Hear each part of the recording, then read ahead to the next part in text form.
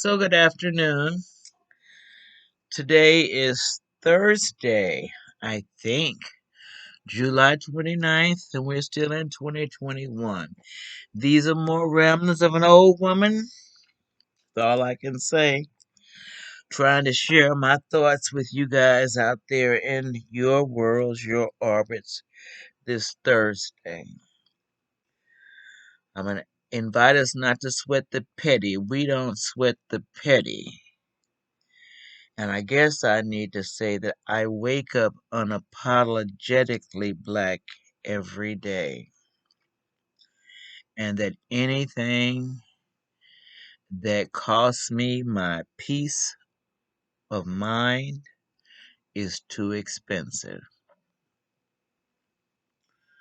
So, late yesterday, I think I heard that Mitch McConnell and a cadre of other conservatives are hell bent on killing Roe v. Wade.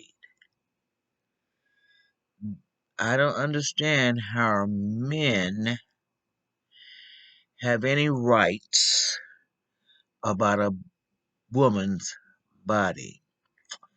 So two things came to mind, and Susan B. Anthony is a friend of mine, and two things I need to put out here in the universe now. A woman must not be taught the predictability of a man. Instead, she must be taught to predict herself. It's the only way it's going to work for us women. And no man is good enough to govern any woman without her consent. Have they asked us? No. Have they asked all of us? No. It's a, it's a, mm, not even a majority. It's just an idea. I've already said this is a rambling podcast. But since when I'm gonna be nice since the 1960s. It's not even the 1960s. It's just where did this ideology of men governing what happens to a woman? You run your own lane and let me stay in mine. How can you arbitrarily get in my lane to do ugly things? I don't treat you like that, men. So I'm gonna need you to kind of respect us. I- I'm really no longer concerned about what you think. Once I understood that I was a woman with my own thoughts, my own mind, my own decisions, my life is not predicated on you. There is male and female, two different anatomies, two different perspectives, two different ideology. It is an insult for you to tell me how I need to govern my body. But that's about it, because I am. That was yesterday's news for me that has me still teeter-tottered off. Anyway, and I want to get back and read what Reverend Barber said. He said it on Morrow Monday, and he needs to say it every time he's on television. That the only thing I need the United States to do in particular is to protect me, to respect me, and to pay me. That's just a universal concept for everybody. But now, culturally, it's not working like that. You know what you're not doing. God, Jesus Christ. And you don't, I'm saying God, I'm saying Jesus Christ, and then you really don't want me to be petty about it. You want me to say, oh, that's the way. No, that's not the way it is. That's not, let me just put it to you like that. That is not the consensus that the young people of 2020, that's not their reality. And so I really wish we could do a much better job of having relationships that are positive. You all talk to me like I'm stupid. You men try to enact laws like I don't count. Since when did you get the right to speak for me? Come on, now it's insanity. And it's not going to help us to have a great human interaction between two individuals of different sex. It's unfortunate. Anyhow, let me just move on because I need us to. I need America. Those of us that claim we need to get this willful ignorance is killing us, and you know it's ignorant, and for you not to have a conversation about it, that's willful ignorance. We need to rethink white comfort. My God. We need to rethink white privilege. My God. And we need to be cautious because we are being an incompetent society. If we don't get our shit right, all of these incompetencies are going to well up and blow up. So a long time ago, and I don't even know who it was, but they said there are 4 institutions that enable healthy cultures, 4 institutions that enable healthy cultures to build an economic empire. 4 institutions that enable healthy cultures to build economic empires include banks, schools, hospitals, and supermarkets. Again, banks, schools, hospitals, and supermarkets. I just need how many of these institutions are available in African American or other minority communities? I'm just saying. How many? And then what really gets cold, just can I okay, my babies are bringing me something, so I got distracted. Full of distractions today. Just full of my distractions. But I want to put some of my frames of references out there so that when we do begin our conversational exchanges, you'll probably know where my heart speaks from. Those things that I've heard.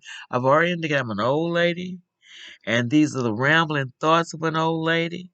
And these are rambling thoughts of a 75-year-old lady who is unapologetically black. That's all I have to say. So my frames of references, some of them, I love John Oliver. I love John Oliver on land. I love him on Puerto Rico. I love him on the church.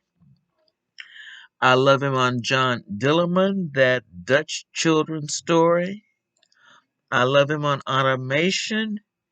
And I love him on rehab. If you have the opportunities to backtrack, look at any of these John Oliver presentations. We're going to have a great conversation once we open up these lines. I need you guys to keep sharing, keep sharing, keep sharing your humanity. It's a good thing. John Lewis was speaking on good trouble. Good trouble. So good trouble suggests that we are really sick and tired of these checks being returned NSF, non-sufficient funds. Before his death, he invited us to agitate, agitate, agitate. Good trouble is an agitation of things that's not possible, not plausible, not invitational, not with humanity, to all creatures, great and small. Mm. So we have to create, if we didn't have it, invest in looking at this thing called good trouble. And then the agitation of good trouble.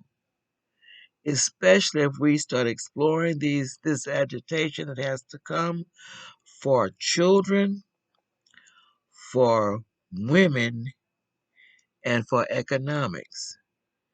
And here those in power, you're trying to skirt about this thing called economics. Here again, the agitation. We all get to sit at the table now. And those in power need to get ready to understand that we all have a right to sit at the table. You can't, hmm, at any rate, John Lewis is one of them. The things that I've identified are my frames of reference. If we want to have a conversation about any one of them, it's all going to be good. Still not,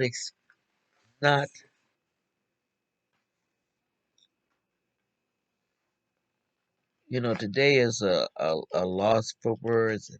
My introduction, actually, the one I had typed on paper, says the more familiar I get with how the features of a podcast, and it becomes more simple, I can just have a conversation rather than specific points that are on a sheet of paper. But right now, since I'm not out here in the universe, and the only person that's listening to me are my children, I can say whatever I want to say. Cautioning, I do realize now that we can edit our daily conversations. So John Oliver is in my frame of reference for you. Dr. Francis Cress Welsing's book, I should say the late Dr. Francis Cress Welsing's book, The ISIS Papers, in which she talks about these 9 people activities that each culture engages in. I've said it over and over again, so I'm gonna keep saying this because these 9 people activities are impacting, to the positive or the negative, all of our cultures. So they are education, they're economics, they're entertainment, they are labor, they are law, they are politics, they are religion, they are sex, they are war. These 9 people activities are impacting each of our cultures, and we're not rising up to be a positive culture because of these inequities. I invite you to watch the movie on Netflix, America the Motion Picture. I invite you to view Snake Island in Brazil. All these things just open pathways, open ideologies to something better than what I'm feeling, I'm experiencing. And I'm just speaking for me and hope there are just 1, 2, 3, 4, 5 other people out there that understand what I'm saying.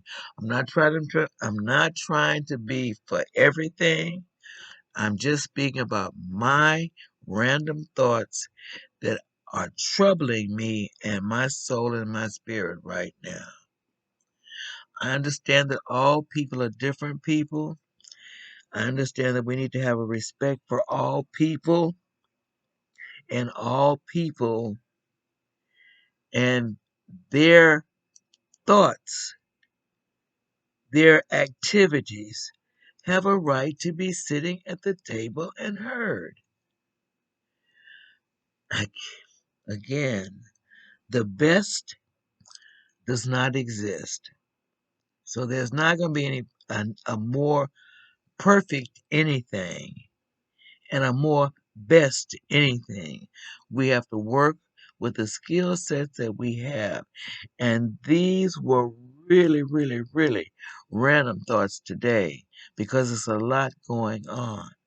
But you know, I wish each of you a very fantastic Thursday evening.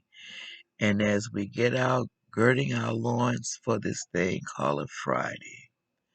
Until tomorrow, yours in liberty. Peace out.